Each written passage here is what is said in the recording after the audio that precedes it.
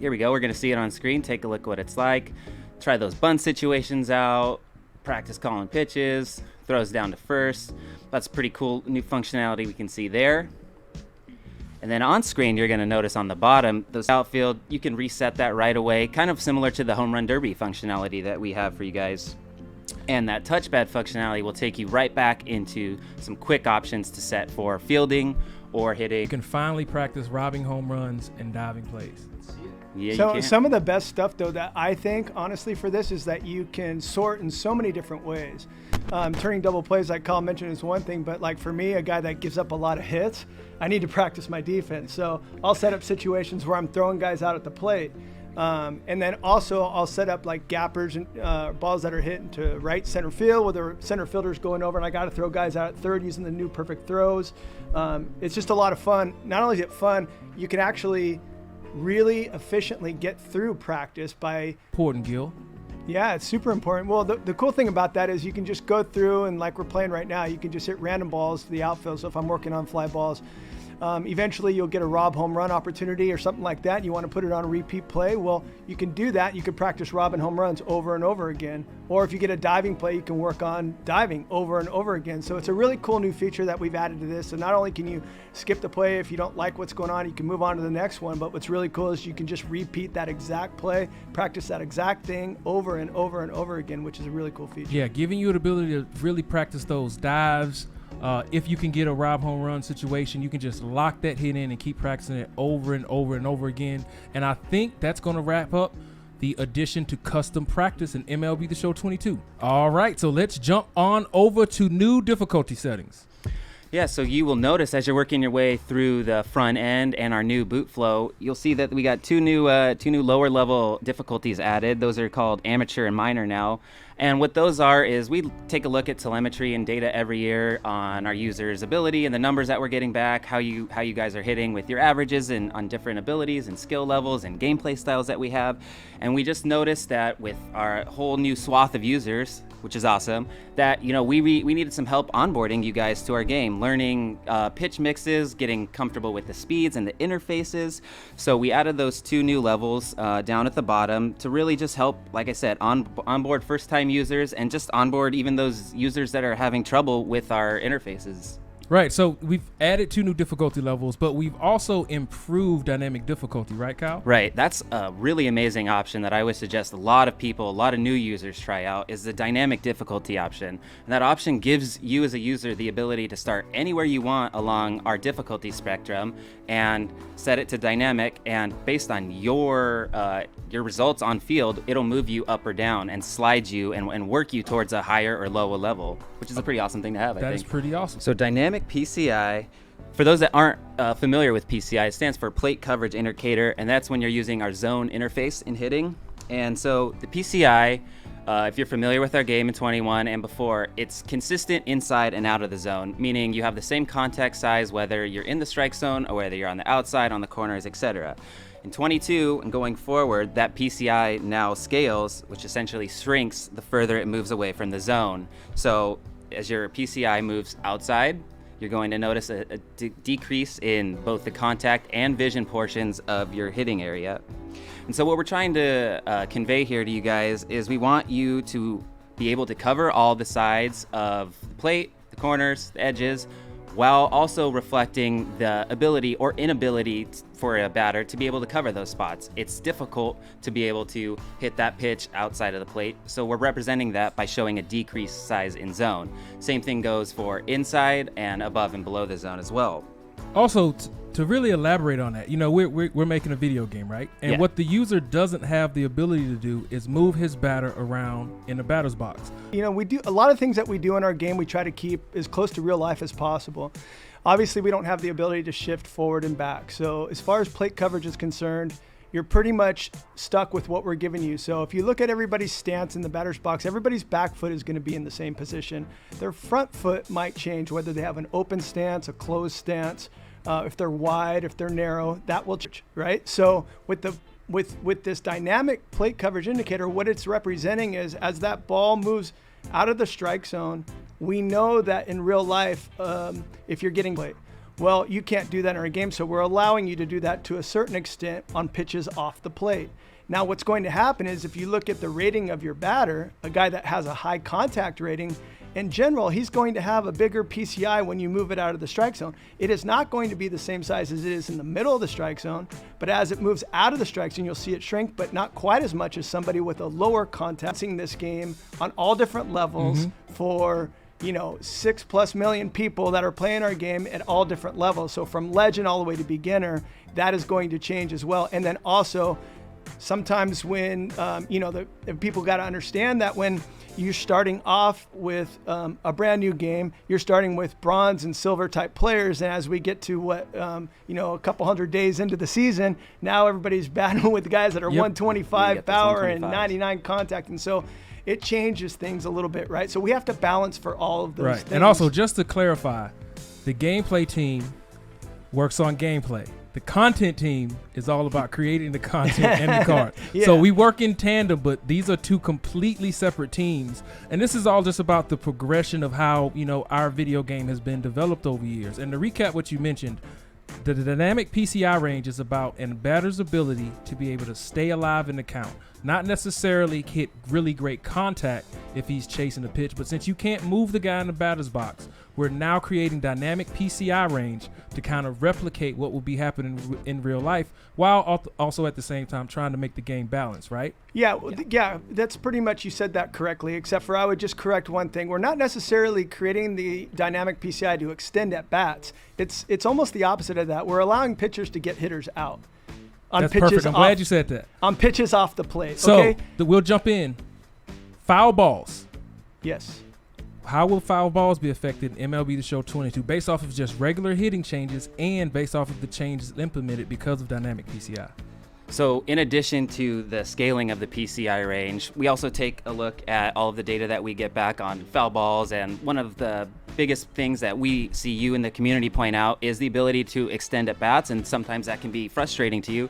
So what we did is took a look back at our data, which is part of the reason why this is implemented in the first place, and in addition have done some significant work to preventing those, or the ability to extend at bats. And don't get me wrong, the top users with good plate coverage indicator placement will have the ability to extend at bats the same way real life MLB players with good plate coverage skills can extend their at bats.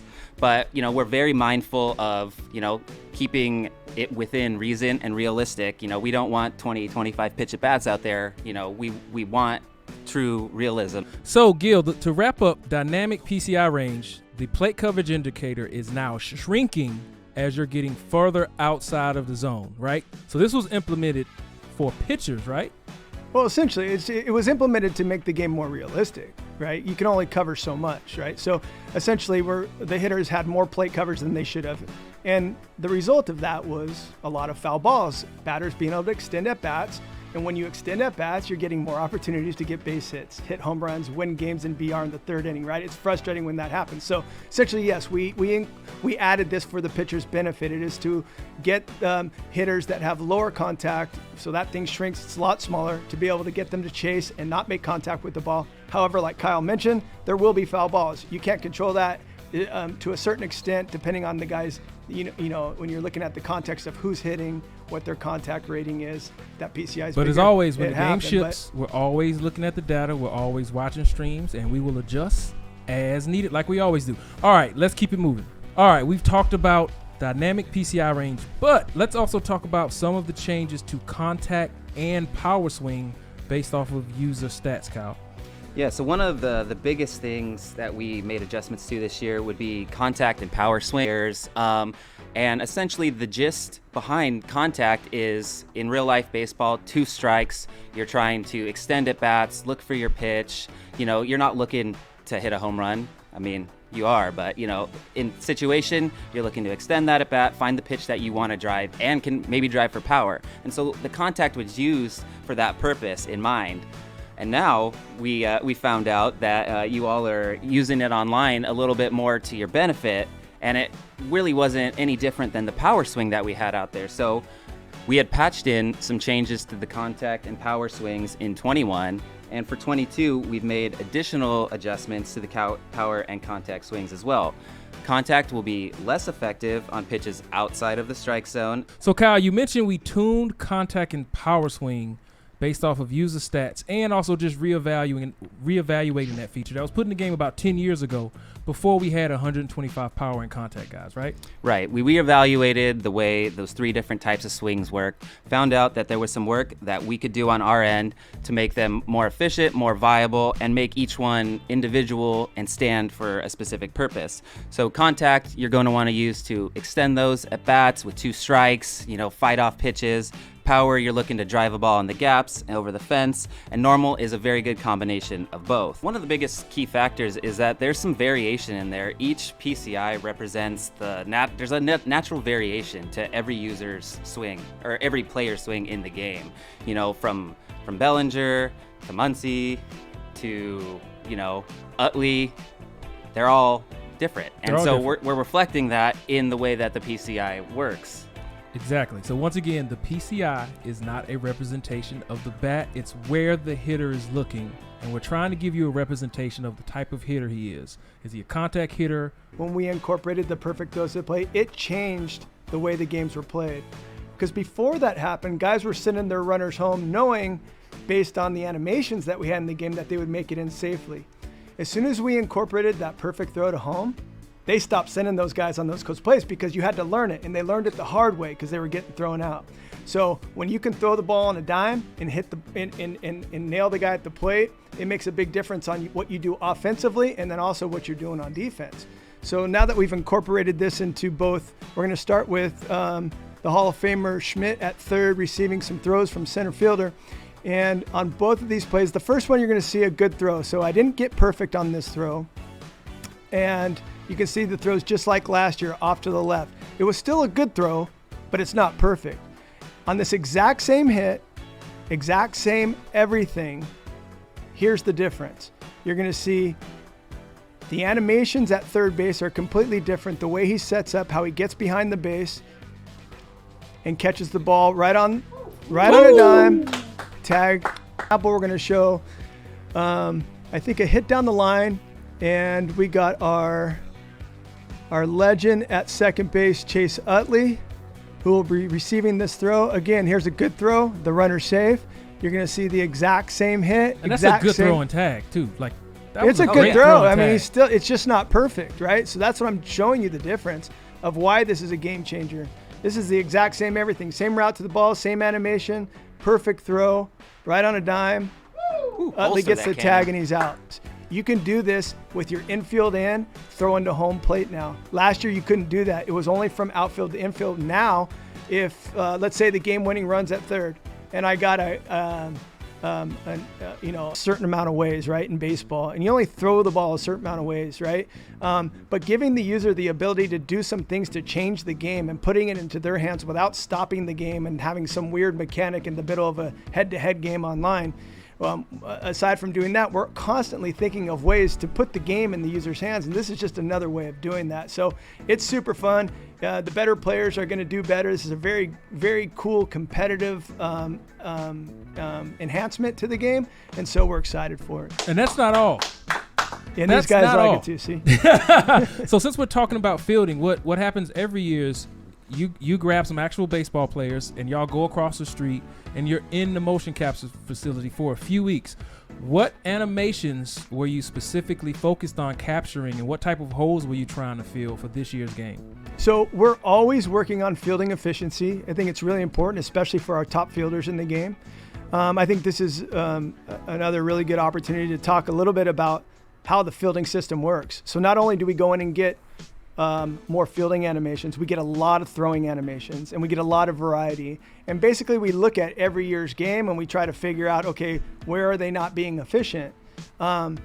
One thing I want to drive home to all the people that play our game is that it's extremely important to branch your throws. You're going to get the most efficient throws in our game if you can preload your throw. And what that means, for those of you that don't know, it means that are going to take 2 extra steps on, say, a running throw. And if you pay attention, you will notice that while playing this game over and over and over again. Like Gil mentioned, you want to preload your throws. That means as soon as the ball is hit and you know where you want to go with the ball, press the button, get your input in. This is going to give you the best animations for the player fielding the ball, which Gil just mentioned.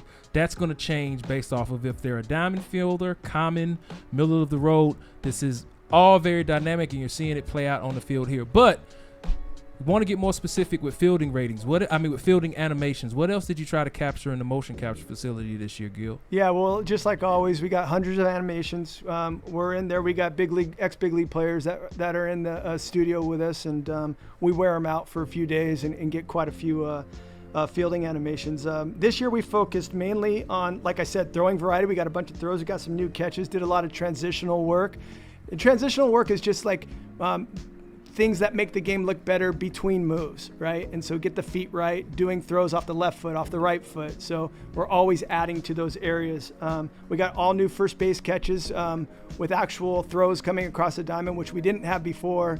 They were kind of like shadow catching, but this year we got actual throws that will go across the diamond. So all of our catches, the majority of them at first base are all new, and you'll see that difference. A lot of you guys probably, I saw some comments of people playing the tech test that know. By Jazz, it's also in the game. We're always trying to improve on our player likeness, and that's just one of the many animations that we put into the game, and not all are just for show and flash. Most of them, the vast majority of